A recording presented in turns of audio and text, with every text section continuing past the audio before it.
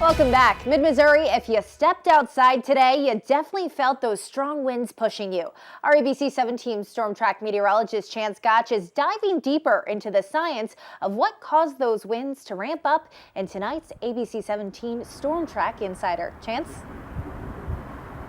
Yeah, Megan, earlier today we were actually live out and about looking for some of these wildfires that were actually caused by this high wind event, but thankfully, a lot of that's starting to die off. I want to go ahead and take a look at some of the graphics. Earlier today, we saw wind gusts reach up to 46 miles per hour out at Columbia Regional Airport, so definitely a windy day.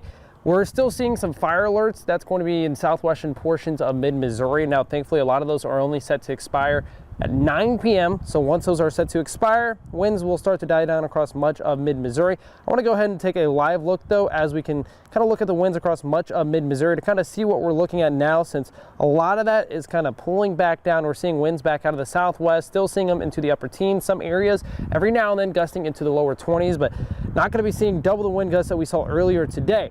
Now, you might be asking yourself, just why am I seeing pretty much such a windy day out of the blue that's non-related to thunderstorms? But the science actually has to do with pretty much the same science you see with water and gravity. A lot of times that water is going to go from areas of higher elevation down to lower, just like that pressure gradient. So you have a high pressure system off to the southeastern coast. A lot of the air is going to be racing back towards that low pressure system.